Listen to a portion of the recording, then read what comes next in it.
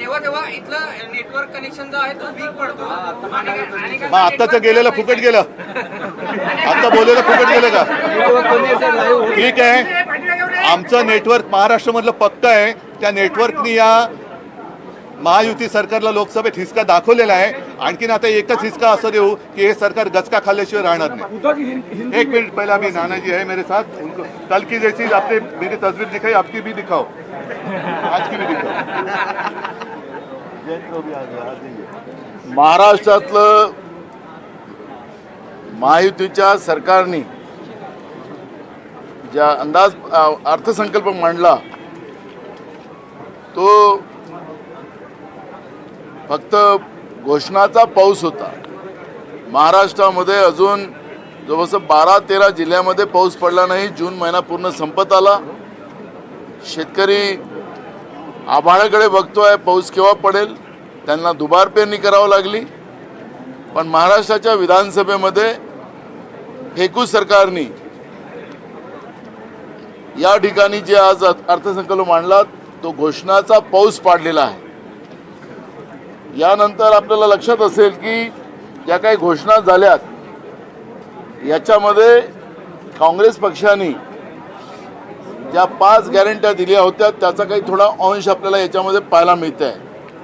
त्याच्यामध्येही एक गोष्ट आपल्याला पाहायला मिळाली की आम्ही महिलांना दर महिन्याला 8,500 रुपये देणार होतो. पण या सरकारने 1,500 रुपयाची घोषणा केली. म्हणजे 7,000 रुपयाचं कमिशन. हे कमिशन खोर सरकार आहे. जसं कर्नाटकचं येदियुरप्पाचं सरकार आहे 40% कमिशनवालं होतं, तसं हे सरकार एकनाथ शिंदे आणि फडणवीस भाजपनी सरकार हे 60% कमिशनचं सरकार आहे. आणि म्हणून या महागाईच्या काळामध्ये 1,500 रुपये देऊन महिलांना त्यांना एक प्रकारे एक फसवण्याचा प्रयत्न राज्याच्या सरकारने केलेला आहे. दुसरं आमची मागणी होती की तेलंगणामध्ये काँग्रेसचं सरकार आहे. या सरकारने सगळ्या शेतकऱ्यांचं कर्ज सरसकट माफ केलं आणि त्याचप्रमाणे महाराष्ट्रामध्ये सुद्धा शेतकऱ्यांचं सरसकट कर्ज माफ व्हावं ही मागणी उद्धवजी असतील, जयंतराव असतील, मी असेल, आम्ही सगळ्यांनी महाविकास आघाडी म्हणून आम्ही मागितलेली होती. सरकारने शेतकऱ्यांच्या तोंडाला पानं पुसलेलं आहे. इलेक्ट्रिक बिलाच्या बद्दलची सुद्धा मी आपल्याला सांगतो की शेतकऱ्यांची फसगत करण्याचा एक प्रयत्न घोषणेच्या माध्यमातून राज्याच्या सरकारने केलेला आहे. नोकऱ्यांच्या बद्दलचा मेगा भरतींचा याचा उल्लेख कुठलाही नोकऱ्यांच्या बद्दलचा उल्लेख सुद्धा या ठिकाणी केला गेला नाही. राज्यामध्ये MPSCची पदं मोठ्या प्रमाणात खाली आहेत. पोलीस भरतीमधला गोंधळ आपण पाहिलेला आहे. तरुणांच्या बद्दलचं सातत्यानं त्यांच्या जीवनामध्ये निराशा आणण्याचं काम केलं जाते. आणि एक गोष्ट महत्त्वाचं या ठिकाणी आपण पाहतोय की तरुणांच्या निराशामध्ये ज्या पद्धतीनं या सरकारचं योगदान आहे तसंच नोकर भरतीमध्ये या ऑनलाईन भरतीच्या माध्यमातून त्या तरुणांना लुटलं जाते. ते आम्ही आता पुढच्या काळात करणार नाही असं कुठलं सांगायला तयार नाही, पण तरुणांना आम्ही लुटू अशा पद्धतीची भूमिका या ठिकाणी आपल्याला पाहायला मिळते. हा पोकळ आणि निवडणुकीचा जुमल्याचं हा अर्थसंकल्प आहे. याचं पोस्टमॉर्टम आता सोमवारपासून आम्ही चालू करणार आहोत.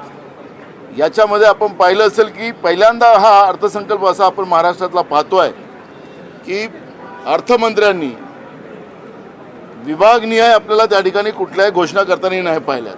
मोगम असा हा बजेट पहिल्यांदा महाराष्ट्राच्या इतिहासामध्ये आपण पाहतोय.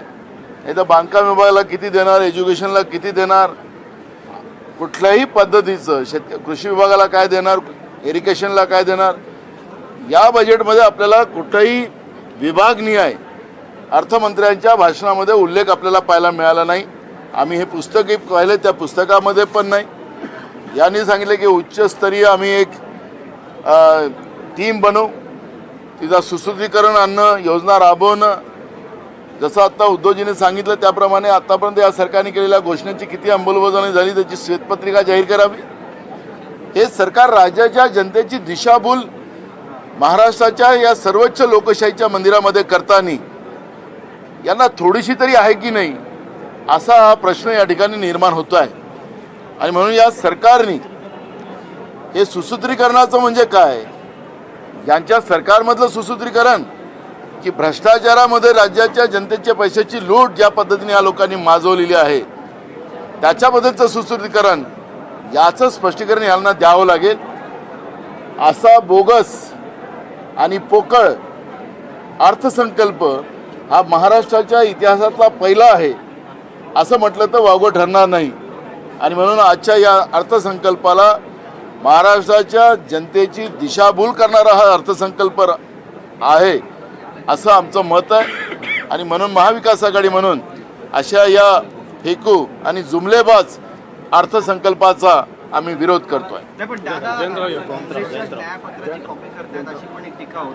मी तुम्हाला सांगितलं ना की आम्ही 8,500 रुपये महिलांना देण्याचं आम्ही जाहीर केलं होतं, आमच्या गॅरंटीमध्ये होते.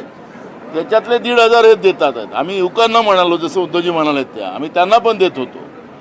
पण याच्यामध्ये फक्त 1,500 रुपये देतात आहेत. म्हणजे 7,000 रुपयाचं कमिशन. हे कमिशन घोर सरकार आहे. म्हणजे यांना आमची नक्कल करायलाही गेलेत पण हे ओरिजिनल नक्कल नाही करू शकलेत. आम्ही देण्यासाठी निघालो होतो, हे घेणारे लोक आहेत. त्यामुळे यांचं वास्तविक चित्र या सरकारचं आपल्याला या ठिकाणी पाहायला मिळालेलं आहे. शेतकऱ्यांच्या विद्युत बिलामध्ये सुद्धा मोठा गोंधळ आपल्याला पाहायला मिळणार आहे. हे सांगतात की आम्ही जी आपल्या इलेक्ट्रिक विभागाची लाईन जी आहे ती द्यायला आम्ही आता कटिबद्ध नाही. सौर ऊर्जेच्या माध्यमातून आम्ही ही लाईन करू. म्हणजे आता ते केव्हा करणार, काय करणार, शेतकऱ्यांचे अर्ज पडलेले आहेत त्याच्याबद्दल सरकारची भूमिका स्पष्ट नाही. त्याला तरतूद काय त्या पद्धतीची भूमिका नाही. मी मगाशी मुद्दाहून सांगितलं की पहिला असा अर्थसंकल्प आहे. आता स्वतः जयंतराव अर्थमंत्री राहिलेले आहेत, ते पण त्याच्यावरचं स्पष्टीकरण सांगतील आपल्याला की विभागनीय आपण अर्थसंकल्प मांडतो. पण या सरकारचं बोगसपणा आपल्याला इथं स्पष्ट होत आहे की हे सरकार विधानसभेच्या माध्यमातून या सर्वोच्च लोकशाहीच्या मंदिरातून महाराष्ट्राच्या जनतेची दिशाभूल करते आहे असं चित्र आपण पाहतोय. जयंतराव.